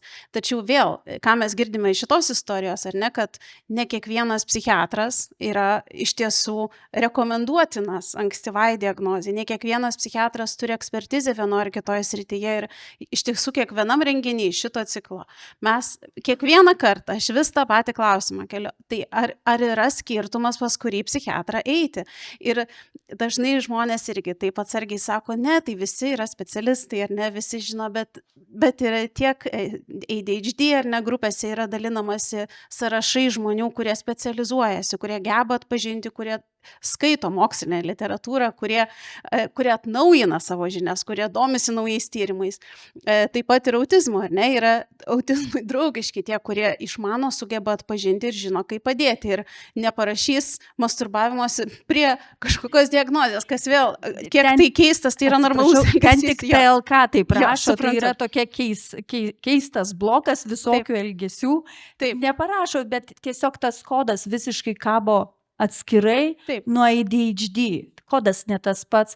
Jeigu vaikas su ADHD gauna tam tikrus vaistus, tam tikras paslaugas, pavyzdžiui, medicininė reabilitacija, suprantu. su ADHD, tai tas ADD visai kitas kodas ir tiesiog kažkokia klaida TLK.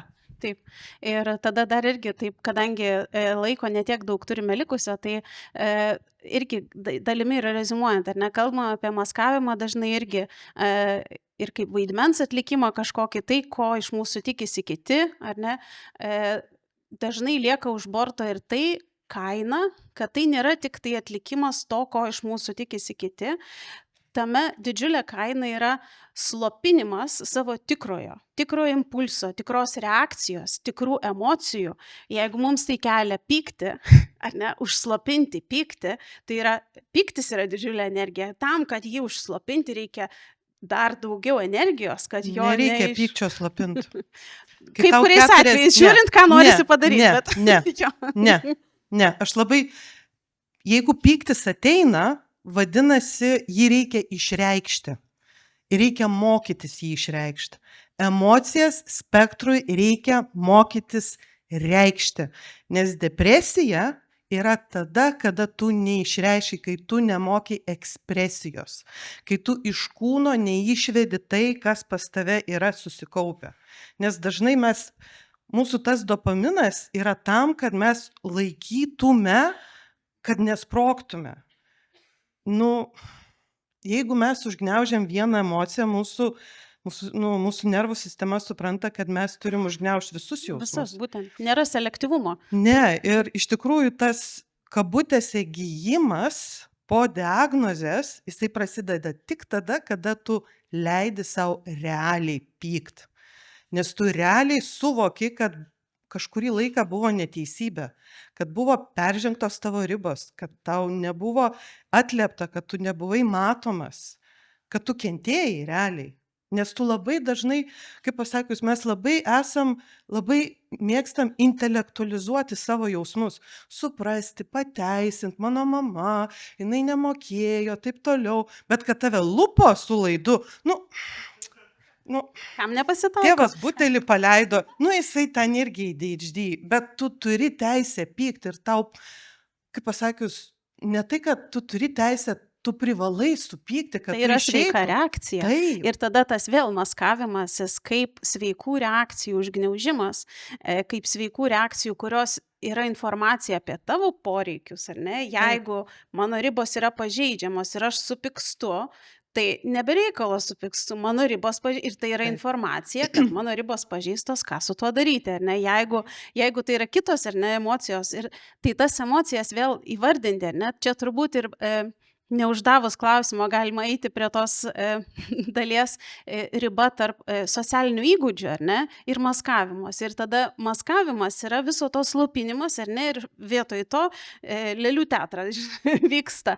O tada socialiniai įgūdžiai yra, kaip tas emocijas įvardinti, kaip tą padaryti nežalingų būdų galbūt, ar ne, nežalingų tau pačiam, nežalingų kitam, kaip sukurti ar atrasti tokias erdves, kuriuose gali būti, gali jausti tai, ką tu iš tikrųjų jauti, kaip būti tarp tų žmonių, kurie gali išbūti su tavim, kai tu jauti, ką tu iš tikrųjų jauti. Ir šitų erdvių sukūrimas ir atpažinimas, tas reikalauja ir tėvų iš tikrųjų labai didelį savo irgi emocijų gebėjimo priimti. Jeigu tėvai negeba sau leisti pykti, šalia pykstantis vaikas kelia diskomfortą, ką tu sau leidai? Ne? Žinokit, pastebėjimas, nežinau, sutiksit, kad vaikas išreiškia emocijas, ko mama ir tėtis neišreiškia. O tai. Ir kai vaikas pyksta ir mama sako, aš neturiu ADHD, man žiauriai gerai sekas ir tu tokia, spaudi, maskuojas ir ant tiek stipriai maskuojas, kad tu galvoji, kad tu normali.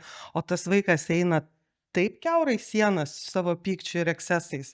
Ir tu bandai pasakyti, kad, čia susiję, jisai išreiškia tai, ko tu neišreiški. Nes tavo kūnas yra didesnis, jo kūnas yra mažesnis, jisai neturi tų gebėjimų. Ir jisai šiaip dažniausiai, kaip pasakius,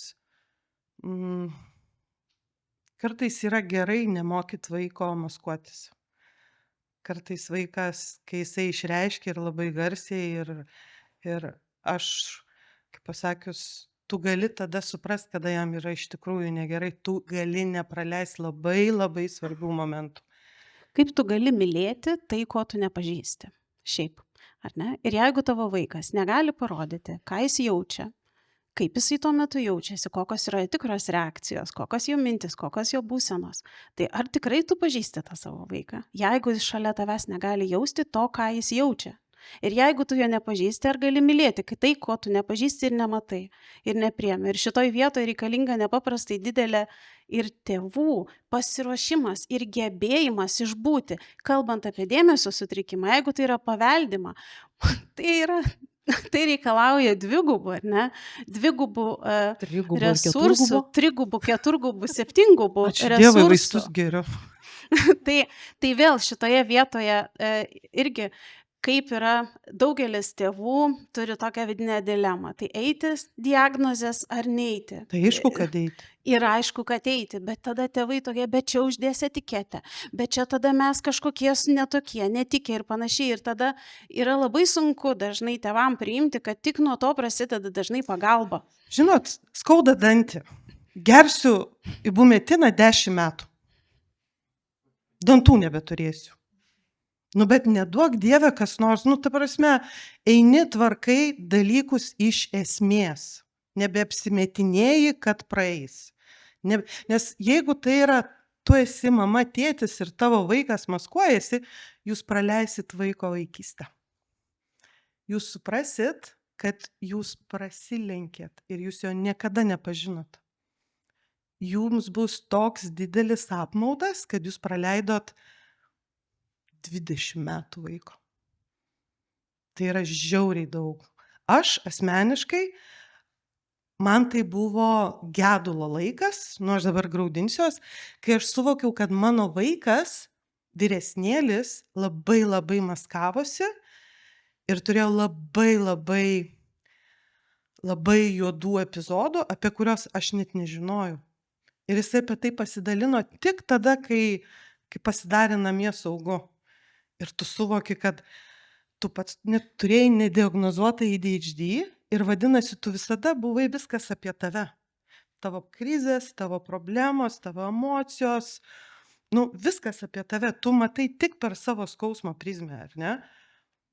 Bet kai tu gauni diagnozę, kai tu pradedi tvarkyti, suprasti save, taip toliau, tu supranti, kad, nu, tavo diagnozė biški, nu, toliau jinai tęsiasi negu tu iš tikrųjų, tai liečia kitus. Ir, nu, prarasti vaiko vaikystę, nu, žinokit, aš jums labai patariu to, nu, ta prasme, jeigu turit, jeigu galvojat, einat ir kalbatės ir ieškat specialisto. Nes jūs patys, kaip pasakius, įsivaizduokit, jūs vaikui vaikystėj sukursit tik pačius blogiausius prisiminimus. Jisai apie jūs nieko gero nebeturės. O sukurti naujus prisiminimus, žinokit, jums reikės labai daug pastangų. Ir yra labai faina, kai vaikas tai pripažįsta, 18-19 ir jis ateina, sako, einam kažką patirti, nes man reikia naujų prisiminimų, nes viską, ką aš prisimenu iš jūsų namų buvusių, tai yra tik patys juodžiausi dalykai. Man reikia užgožti. Taip.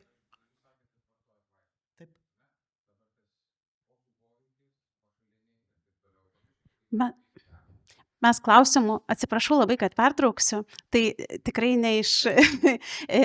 Mes turėsime klausimams laiką, tai labai tikrai svarbus klausimas ir mes būtinai apie tai pakalbėsime, tačiau dabar, kad nesutrikdyti užbaigimo, nes laikas jo... Baigiau. Pagrindinė mintis yra neuždelskit. Taip. Tikrai neuždelskit, nes, nu, labai graušitės po to ir vaikui jūs niekaip neužpildytis tos tuštumos. Niekaip.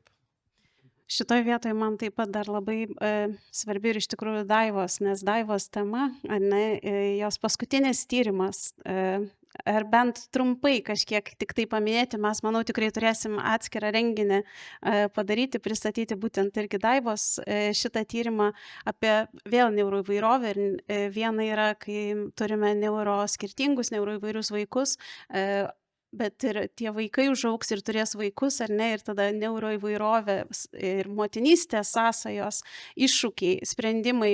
Tai vėl, tai bent tik tai gal irgi trumpai ar paminėti, ar pristatyti temą, kad, nes man tai irgi atrodo svarbu ir labai ačiū, Rūtai. Tai kad kažkaip vis tiek čia nesigautų toks kažkoks svetimkūnis, aš gal vis tiek pabandysiu tada kažkaip tai sulieti.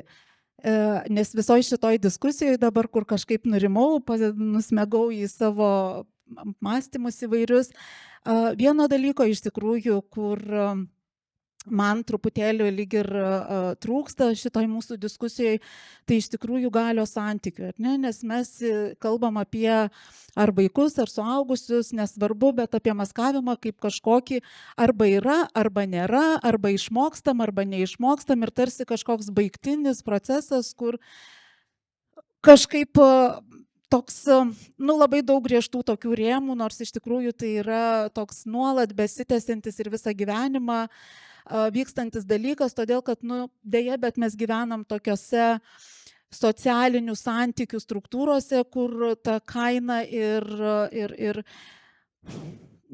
sakyčiau, toks mainai už buvimą grupėje, už buvimą priimtų, vis tik tai yra ir dalis to, kad mes turėtume sutikti ir turėtume būti, vis dėlto kažkokioj tai, nežinau, aplinkoj, kurioje susitartume ir normalizuotume, kad iš abiejų pusių yra turbūt tos pastangos svarbios ir reikalingos.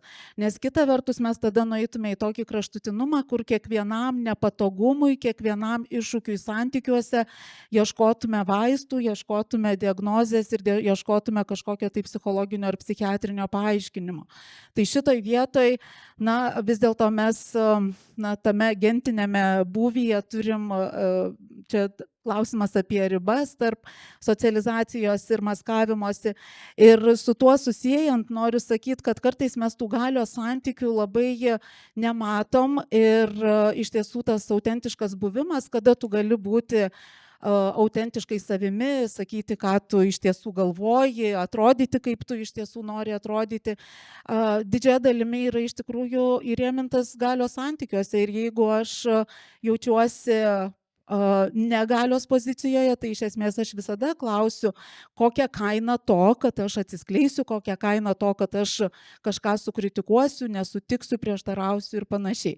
Tai paskutinis mano tyrimas man labai gražiai tam tikrą prasme ir parodė tą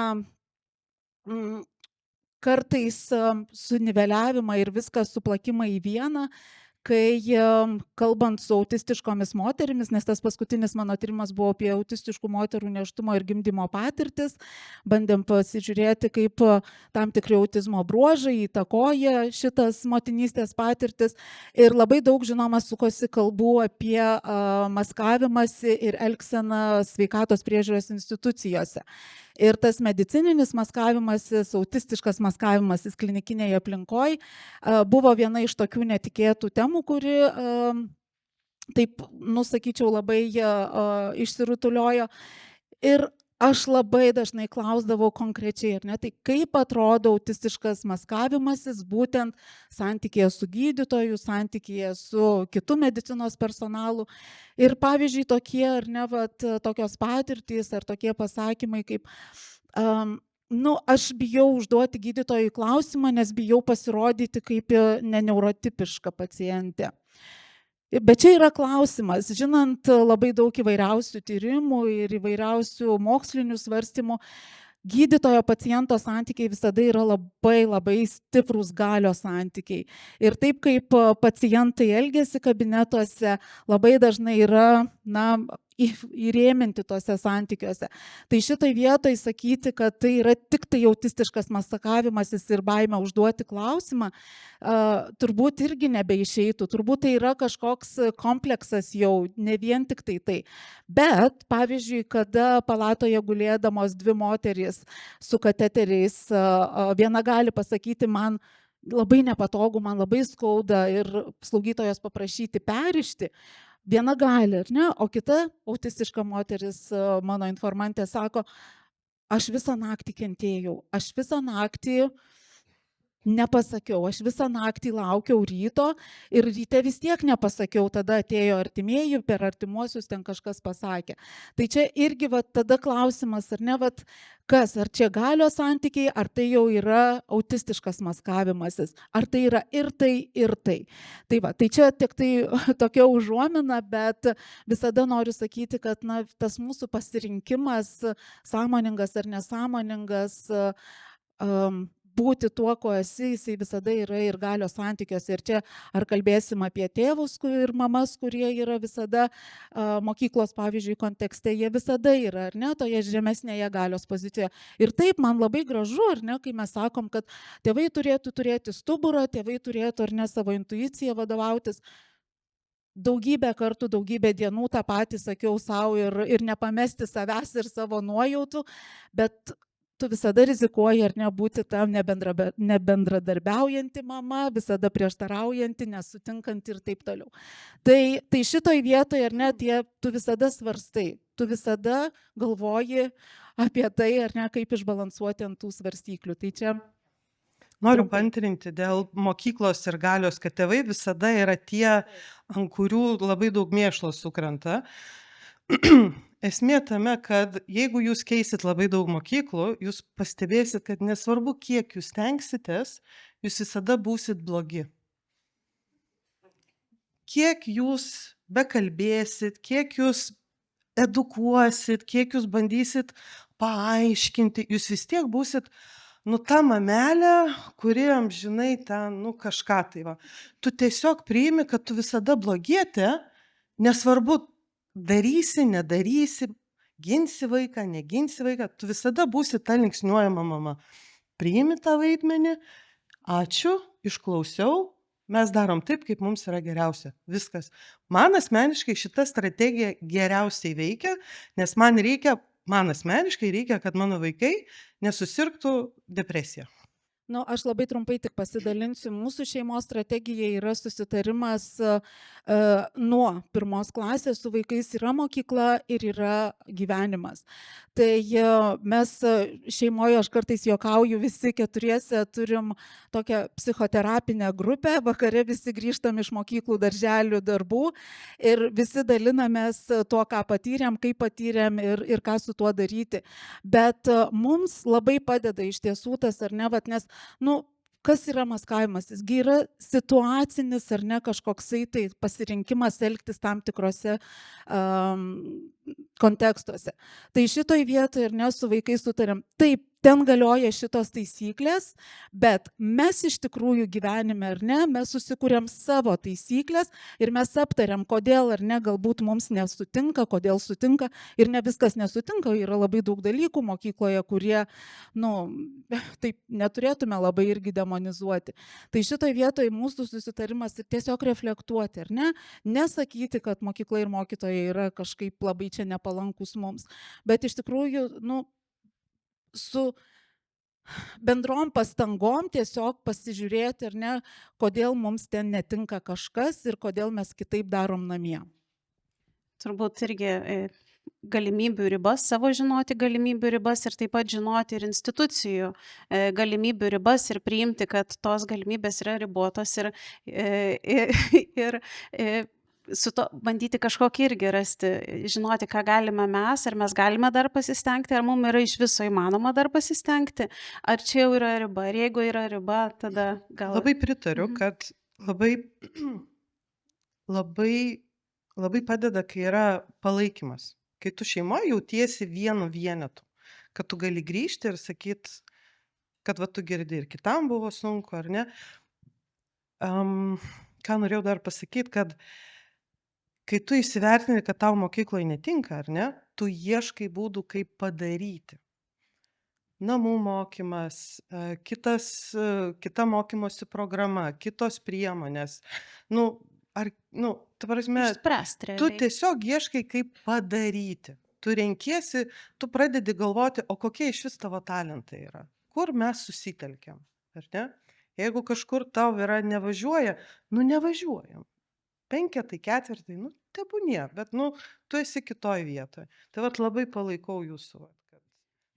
Bet labai trumpai.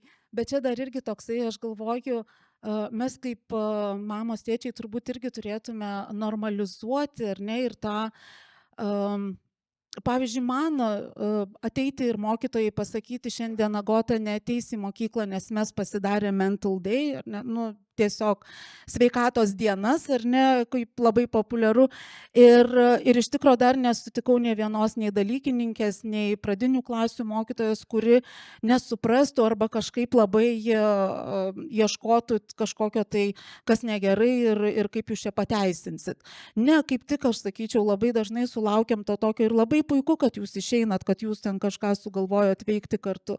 Tai man atrodo, mes irgi turėtume galbūt normalizuoti, kad mums irgi reikia, galbūt tai yra truputėlį ir prieš mokyklos taisyklės, bet žinot, šiandien, man atrodo, labai daug pedagogų patys yra prieš mokyklos taisyklės ir švietimo sistemos taisyklės. Ir aš bent jau savo aplinkoje randu labai daug palaikymo ir tikrai labai daug mokytojų, kurie yra lyg ir vaiko pusėje, lyg ir norėtų vaiko pusėje, būt nepaisant mokyklų reitingų ir visų kitų dalykų. Nes mes visi pavargom.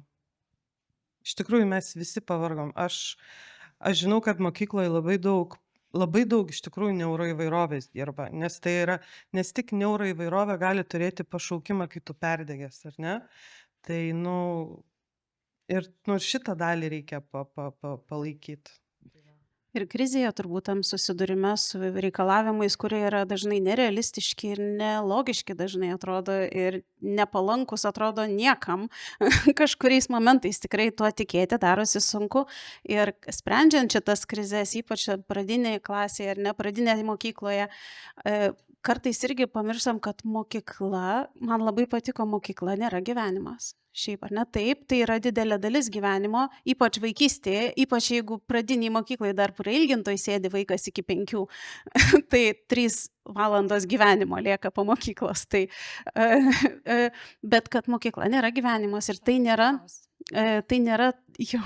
nėra atspindys pasaulio, taip pat pasaulis yra kitoks. Pasaulis nėra toks kaip mokykla. Mokykla yra dalis gyvenimo, mokykla mokyklai nelygų, patirtis patirčiai nelygų. Ir atitikti tos reikalavimus irgi tai nereiškia, kad yra daugybė sėkmingų žmonių, kurie atradę save, puikiausiai save išpildo ir atranda savo ratus mokyklai, kaip ten vadinam, dvejetušnikais, ar ne? Nu ir kas? Ir tai nėra gyvenimas. Man labai patiko šitas. Labai noriu. Aš gal ne visai tą turėjau omeny, iš tiesų, nes aš turėjau omeny tai, kad tos mokyklos taisyklės nebūtinai jos tinka namie arba gyvenime bendrąja prasme. Pavyzdžiui, mes esam šeimoje normalizavę, ar ne, kad vaikas gali ir nesutikti, ir paprieštarauti, ir savo nuomonę turėti, ir savo poreikius, bet mes tuo pačiu turim kalbėti ir apie tai, kad mokytoja gali ar ne tavo kažkokį komentarą, jeigu jisai nepalankus, jai gali įvairiai sutikti, nebūtinai, ar ne, turės laiko padiskutuoti ir gali tai turėti tam tikras pasekmes. Tai aš turėjau tą omeny, ar ne, kad mes kartais labai taip idealizuojam ir sako, mokykloje susirasi draugų, bet iš tikrųjų mokykloje ir patyčių gali, ar ne, sulaukti. Tai šitoj vietoj, aš tą turėjau omeny, ar ne, kad mokykla ne visas gyvenimas yra. Taip, ir kad gebėjimas adaptuoti skirtingose aplinkose yra taip pat reikalingas ir naudingas. Ir gebėjimas savo ribas ir tos vietos ar aplinkos ribas suvokti, patirti. Yra vaikų, kuriems iš po mokyklos nelieka gyvenimo. Dėl to, kad jų nervų sistema yra per trapi mokyklos sistemai. Ir tada turim galvoti, ką tada daryti. Tai vienas variantas būtų ugdymas namuose, kada mokytojai ateina, bet tai yra vėlgi ne visiems vaikams. Mes turim subgrupę vaikų, kurie turi, pavyzdžiui, PDI profilį, kurie labai didžiulį nerimą turi, arba kurie yra perdegimo būsenoje, arba kurie turi ypatingai jautrą sensoriką, arba dar visokių dalykų yra, dėl ko negali būti mokykloje, arba negali būti ugdomi pagal standartinę programą įprastais būdais. Ir vienas iš tokių vaikų yra mano vaikas. Ir tada sakai, aš būsiu skydu nuo sistemos, nuo tos, kuri yra įprasta. Mes privalom gyventi šitoje sistemoje, nes yra tokie įstatymai. Ir tada aš persėdžiu savo vaiką į ugdymą šeimoje, kur aš esu mokytoja, Aš esu spec pedagogė, aš esu logopedė, aš esu psichologė, aš esu socialinių įgūdžių mokytoja ir kas tik nori. Viskas viename. Tai reikalauja resurso, bet aš ant savęs prisiimu atsakomybę, kad mano vaikui bus geriau. Nes jeigu jis eina į mokyklą, net jeigu tai yra kelios dienos per savaitę, net jeigu tai yra 1 ar 2 dienos per savaitę, jo nervų sistema, kad atsigautų ir vėl galėtų eiti į mokymas, į kontaktą, socialinius gebėjimus, reikia savaitės. Tai realiai nebėra erdvės, nebėra kur, nes tiesiog nervų sistemai kainuoja per daug. Yra tokie vaikai ir mes turėtumėm apie juos irgi kartais šiek tiek daugiau pašnekėti. Ir kad yra keliai, bet tai reikalauja iš tėvų labai daug. Ir mes tada turėtumėm galvoti, ką mes galim su sistema padaryti, kažkokią nišą, kur galėtų tokie vaikai su ypatingai trapiom nervų sistemom išgyventi, tiesioginė to žodžio prasme. Arba kaip mano sūnus tikrai nekenčia nuo autizmo ir raidos iššūkių. Jisai gyvena, jis yra linksmas, ramus, fainas, besiugdantis, mokantis, keliaujantis vaikas. Nepaisant to, kad jo nervų sistema yra trapi. Kodėl? Todėl, kad aš labai gerai atliepiu jo iššūkius ir poreikius. Taip, ir tada baigiant ir pereinant prie klausimų dalies, tai turbūt reziumuojant ar ne, kalbant apie neuroįvairovę be kaukių, tai toks gal irgi palinkėjimas, kad mūsų namai būtų ta erdvė, kurioje galėtumėm pažinti savo vaiką, pažinti save ir kad tai būtų erdvė, kurioje būtų galima būti be kaukių, nes kokia meilė be gebėjimo matyti kitą, pažinti kitą ir priimti.